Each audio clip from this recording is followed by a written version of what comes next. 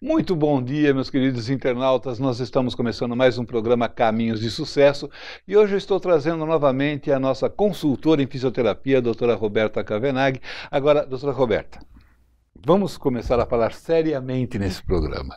Primeiro, bom dia, obrigado por vir ao meu programa novamente. Bom dia, é um prazer estar aqui com você novamente. Vocês estão vendo esse meu sorriso simpático? Ela veio aqui e trouxe 2 bolas. E por que você está me fazendo entrevistar você sentado numa bola azul? Porque hoje o tema é coluna. Então, nada melhor do que fazer a sua coluna ficar no lugar. E a bola é um instrumento da fisioterapia hoje, muito usado em algumas empresas, que utilizam a bola para você conseguir manter o tônus da musculatura normal, adequado, para você conseguir manter a coluna no lugar o tempo inteiro. Eu prometi para o nosso pessoal da técnica que eu não ia fazer o programa pulando do jeito que eu estou pulando agora, mas eu já percebi 2 coisas imediatamente. Primeiro, eu tenho que arrumar a postura de joelhos, arrumar a postura da perna, distribuir a sustentação do meu corpo, não somente sobre a coluna, né, sentado aqui nessa bola. E não tem jeito de dar aquela, né, relaxada na coluna. Você não consegue relaxar, porque a partir do momento que você relaxa, você desequilibra, né? Então você tem que se manter. Então é um jeito de deixar a musculatura toda tonificada o tempo inteiro. E por falar em musculatura toda tonificada, isso significa distribuição de peso, distribuição de carga. Por que o nome coluna? Bom, a coluna, ela está no centro do nosso corpo. Por isso, ela chama coluna, uma viga de sustentação, né? A maioria dos músculos do nosso tronco estão inseridos nela. Então, sem ela estar adequadamente no eixo, nenhum dos nossos apêndices, ou seja, braços e pernas, vão funcionar adequadamente. Então, se a coluna não estiver alinhada, certamente você vai ter algum tipo de problema em ombro, cotovelo, joelho, tornozelo, porque ela vai ter que, as articulações vão ter que se alinhar conforme o alinhamento dela. Agora, não é natural um tipo de postura como essa desde pequeno? Não, infelizmente. Então, o trabalho, geralmente, quando a gente encontra esse tipo de reflexão que você fez agora, é corretivo, nunca preventivo. Exatamente. A gente tem que mudar um pouquinho só a linha de pensamento da população, né? Porque a gente só vai pensar no problema quando ele já existe, já está instalado e a gente precisa corrigir, né? E o interessante é a gente conseguir prevenir. Então, a principal ideia que todo mundo deve ter na cabeça é que você tem que manter o seu corpo ativo. Porque mantendo ele ativo, a musculatura está mais rígida e ela sustenta melhor o seu corpo. De modo que se você não tiver essa musculatura rígida, não praticar nenhum tipo de atividade, ela vai cedendo, ela vai ficando flácida e o corpo vai se adaptando, né? Então você vai literalmente caindo, porque a força da gravidade é muito maior do que a sua. Agora, mesmo sentado na bola, eu estou percebendo, eu espero que ela não esvazie pelo meu peso, mas eu estou percebendo que o corpo vai dando uma acomodada e procurando o seu melhor posicionamento, mas se eu mexer na coluna, eu vou cair. Eu vou derrubar esse cenário, vou derrubar você, computador e tudo. Fatalmente, né? Melhor ficar aí na postura quietinho. Nessa postura quietinho, não me mexer muito. Agora uma pergunta, a gente fala no nosso programa muito sobre caminhos de sucesso. A gente fala muito sobre carreira, sobre desenvolvimento da carreira da pessoa. Agora o desenvolvimento da carreira não é só se preparar para a função que a pessoa exerce, mas preparar a sua saúde também para que ele possa exercer bem a sua responsabilidade dentro da empresa. O que é necessário para o empresário pensar para que ele possa ter e oferecer condições reais de trabalho preventiva? Hoje em dia, a gente acabou discutindo isso algumas vezes, e hoje em dia o que as pessoas têm que pensar é que o nosso corpo, infelizmente, não foi feito para sedentarismo. Ele não foi feito para ficar sentado na frente de um computador por horas, né? Muitas vezes você senta no carro, dirigindo numa posição, chega no escritório, assume a mesma posição, sai dirigindo e chega em casa, assume mais uma vez a mesma posição. Você falou uma coisa interessante e eu vivo brigando com certas pessoas, inclusive familiares, que sentam no carro, pegam um encosto do banco, colocam lá atrás. Aí tem que, eu vou me mexer, tem que buscar o acelerador, buscar o freio, estar quase deitado. Por que essas pessoas costumam fazer isso daí? É falta de orientação mesmo, com cuidado do seu corpo? Na verdade, às vezes, o carro não está adequado para a pessoa e ela tenta se adaptar da melhor forma possível. E é o que acontece nas empresas. O mobiliário nunca é feito para você. E ele também, muitas vezes, não tem regulagem. O que faz com que o indivíduo se adapte ao meio e não o meio ao indivíduo.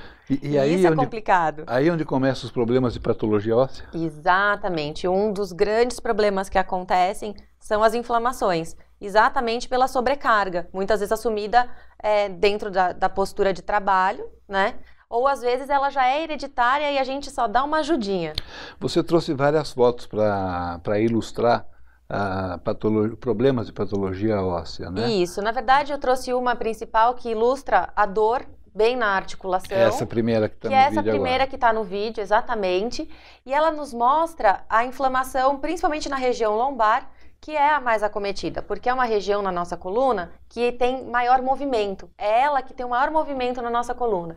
Então, normalmente, é a que sofre mais desgaste, mais sobrecarga, e com isso vai gerando alguns processos ósseos. Às vezes, ela causa os famosos bicos de papagaio. Conhece? Já ouviu falar? Eu já ouvi falar do bico de papagaio. Outro dia, me preparando para entrevistar você hoje, falando de coluna, eu vi a foto de um bico de papagaio, onde ele está assim mesmo, né? Ele fica incrível, no raio-x. Isso deve doer, que é horrível, porque ele deve morder tudo quanto é... Às vezes ele não causa tanta dor, mas às vezes sim, porque ele fica pinçando determinadas... E aonde que é normal dar o bico de papagaio? Em cima, no meio, embaixo? Então, na verdade, o bico de papagaio ele se dá mais aonde a gente descarrega mais peso. Então, suponhamos que uma pessoa tenha uma escoliose, que é uma curvatura lateral da coluna.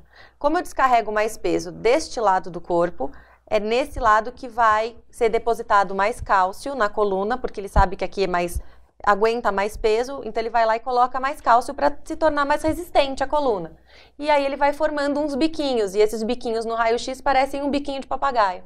Por isso, o nome bico de papagaio. Mas esse é só uma das coisas, né? Quando entra a parte de hereditariedade, que é de família, então nós vamos entrar em tumores ósseos, às vezes pode aparecer, e também por conta de carga, às vezes com pessoas que trabalham mais com movimentos braçais, enfim, a gente pode começar a ter artroses. E quem está acima do peso? Bom, acima do peso, você não está carregando mais peso? Mesma coisa, a coluna aguenta um X. Ela foi desenvolvida por um X. Devia vir com o manual de instrução, né? Suporta até tantos quilos. Exatamente. Mas uma pessoa magra, por exemplo, quando ela carrega um saco de arroz, ela sente o peso. Mas quando você adquire esse peso, você não sente. Então, você só sente que você fica mais devagar, que as coisas acabam sendo um pouco mais sofridas, mas você não sente a coisa acontecendo lá dentro. Mas depois de um tempo, quando o problema se instala, as dores também vêm junto. Vamos ver a próxima foto? Pedi para a Fernanda colocar no vídeo. Essa próxima foto, a gente está falando um pouquinho de protusão e hérnia de disco, que na verdade é uma degeneração. A gente já vai entrar nas doenças degenerativas, tá? Esse disco que tem entre a vértebra, ele é o nosso amortecedor. E dentro dele, normalmente, a gente chama de núcleo pulposo, é uma região onde a gente tem água. E ela hidrata e desidrata conforme o dia vai passando. Que essa parte rosa da a foto, parte rosa, né? é a cartilagem. A parte de dentro é a parte aquosa. Então, às vezes, por a gente, de novo, dando o exemplo da escoliose, jogar mais o corpo para um lado do que para o outro, a incidência de carga no disco acaba sendo só de um lado. E como essa água ela anda de um lado para o outro, a partir do momento que você aperta de um lado, a água vai se deslocar para o outro. gerando uma protusão no disco. Eu queria te fazer uma pergunta a respeito sobre a postura no trabalho agora, e pelo que você está explicando. Muita gente com computador e iPod, e tablet, eles colocam 4, 5 equipamentos ao mesmo tempo e quer gerenciar tudo praticamente ao mesmo tempo. Então a postura já não é a ideal sentado na mesa. E muita gente se apoia irregularmente por causa do mouse. Ou por causa do braço da cadeira. Eu acho que cadeira para trabalhar não devia ter braço, porque a pessoa costuma sentar nessa posição. Quando levanta, já começa com as dores. E para eliminar o processo da dor, começa a andar de forma irregular. Sim. Tudo isso pode ocasionar um problema de hérnia de disco? Tudo isso pode ocasionar um problema de hérnia de disco, sim. Ao longo do tempo? Ao longo do tempo, com certeza. É a mesma coisa de eu falar para vocês, vamos carregar um saquinho de arroz todo dia no ombro? Que a pessoa vai andar assim? Não vai durar uma semana. Essa bola está afundando. Essa bola está afundando. Eu vou cair. Não vai, não. Vamos lá. Então, o que acontece nessa patologia em específico? Quando existe uma protusão discal ou já o herniamento, que é a saída desse líquido do disco, ela pode pinçar alguns ramos nervosos, dos nervos mesmo, que passam ali rente à coluna. E aí são as famosas dor ciática, formigamento, falta de força. Dor ciática tem cura? Tem sim. Muitas vezes, às vezes... Então conta pra mim, porque eu não consegui me curar até hoje. Às vezes tem que haver um ato cirúrgico, às vezes só com a parte de reabilitação. Tudo depende do caso, mas ela tem sim. Você não precisa conviver com ela. Uma injeção mal aplicada pode ocasionar um problema de dor ciática? Pode, porque a anatomia do nervo, ela é um pouco... disforme, a gente nunca sabe direito aonde ele vai estar. Então, às vezes, na aplicação de uma injeção, às vezes, sentar sempre em carteira, homem tem muito esse costume de sentar com a carteira no bolso, gera compressão do nervo. Eu tenho que tirar a minha depois. Então, sim, pode. Uma simples injeção pode, sim, ocasionar um problema neural. Ok, Fernanda, vamos ver a outra foto? E esse daí, o que é isso? Aqui a gente já começa a entrar nas patologias posturais, né? A escoliose é uma curvatura lateral, como a gente pode observar na foto, só que ela é adaptativa. Às vezes a pessoa começa a curvar a coluna de um lado e aí ela vai mais para cima, vai indo para o outro, ela vai se adaptando. Muitas vezes essa patologia ela pode ser causada por uma deficiência visual, por uma deficiência auditiva. Deficiência visual? Por quê? Agora você me deu um nó. Agora confundiu? Você me deu um nó agora. Vou explicar. Às vezes a pessoa tem uma miopia, um astigmatismo, mas ela ainda não percebeu isso. E ela normalmente as pessoas têm uma dominância, né, de lado. E aí ela começa a colocar o lado direito, por exemplo, que é o lado que ela enxerga mais, que ela tem menos grau, para frente, porque o corpo vai começar a confiar só no lado direito. E aí ela começa a curvar o corpo todinho. Então ela começa a rodar o corpo, colocando o hemicorpo direito à frente. E aí ela começa a gerar escoliose. Aí é que a gente tem que ter um trabalho para que o fisioterapeuta possa realizar um processo de correção e depois entrar em um processo de manutenção da boa saúde, para entrar num preventivo, sim, né? Na verdade, trabalhar em conjunto com outros profissionais, né? Exatamente. Então, assim, normalmente quando fazemos a avaliação, a gente testa esses receptores, né? Os olhos, o nariz, a boca, a orelha, a pisada da pessoa, e a gente já encaminha para os outros profissionais. Olha, você vai precisar usar óculos, olha, você vai precisar usar um corretor auditivo, por conta desses problemas de postura. E como a gente fala em coluna e a gente fala sobre o eixo que está distribuindo a carga praticamente em todo o corpo, é a mesma coisa no que eu trabalhava no passado, que é o caminhão e o pneu, que se o eixo estava torto, a pisada do pneu era torta, eu estava vendo na banda de rodagem, que entrava em contato com o solo, um desgaste irregular. Olhem os seus sapatos. Exatamente. Uma das avaliações da fisioterapia, quando a pessoa chega, é olhar o sapato da pessoa. Às vezes a mulherada tem o salto assim, ó, completamente torto, ele não é reto, ele é torto. Eu imagino olhar um sapato onde tem um saltinho pequenininho, que você vai enxergar o quê aí? Não, mas a gente consegue ver o salto da pessoa, ele é completamente torto. No sapato, o desgaste de um lado, no calcanhar é mais de um lado, na frente é do outro. Então, o pé, como ele tem muitos ossos, ele se adapta, ele foi feito para adaptação de solo, né?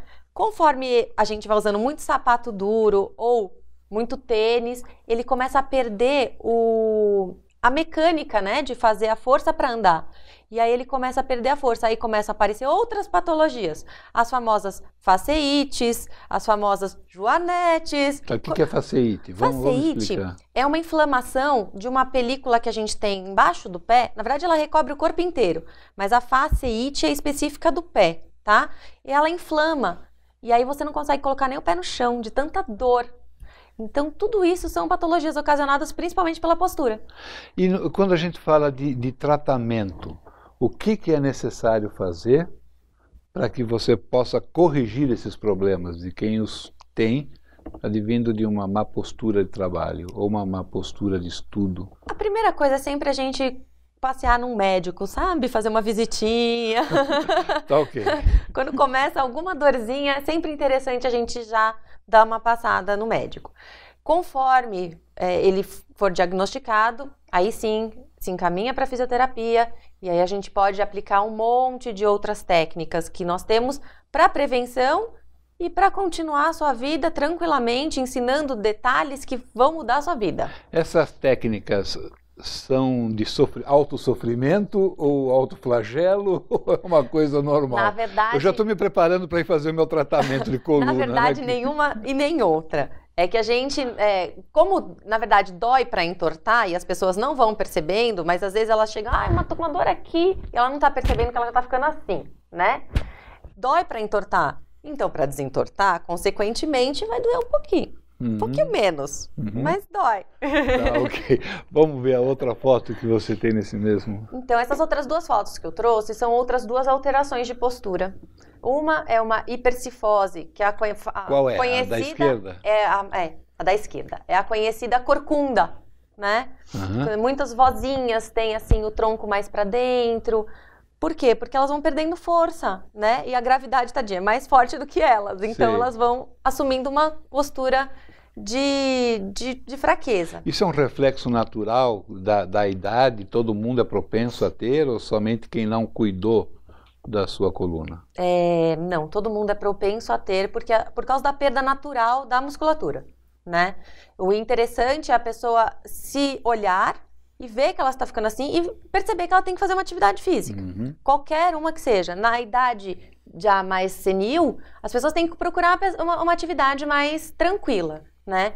E a foto do lado a gente mostra uma hiperlordose, que é quando a pessoa já tem aquele bumbum mais arrebitado, muito adotado pelas top model, sabe? It girls. Exato. Né? Tá na moda, it girl. E aí acaba sobrecarregando bem a parte lombar da coluna, né? Então, todas essas má posturas também podem gerar patologias inflamatórias. Como a gente disse na primeira foto, as artroses, os bicos de papagaio, coisas desse tipo. Você falou sobre o reumatismo, né?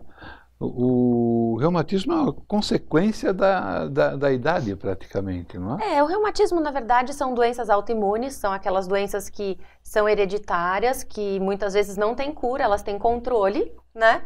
E elas vão piorando conforme a idade, muitas vezes elas são desencadeadas por algum fator, e elas podem ser ainda pioradas pelas nossas atividades diárias, né? Mas normalmente elas são controladas. Entre elas, a gente tem a osteoporose, que na verdade é só um desgaste do osso natural, mas muitas vezes pode ser ocasionada por uma doença reumática. Nós temos são tantas as doenças. Não conta tudo agora, porque senão não tem programa pra gente fazer As próprias mais. artrites são consideradas doenças reumáticas, né? Tem mais uma foto que eu trouxe. Essa foto é uma gestante, para a gente mostrar que as atitudes que a gente vai assumindo no dia a dia e até por algum fator como a gestação, mudam a nossa coluna. Na gestação, como a gente carrega o bebezinho aqui na frente, a sobrecarga na frente é maior, então a gente tenderia a cair, né? E a coluna se adapta fazendo uma hiperlordose e a mulher consegue se manter e andar. Então, logo após uma gestação, é sempre importante a mulher fazer alguma atividade postural para não ficar com a barriguinha, a famosa barriguinha flácida e dor nas costas. Ok. A voz da consciência já me avisou que nós estamos chegando no momento do nosso intervalo. A gente volta já já. Não saia daí que depois nós vamos falar como você empreender com a saúde.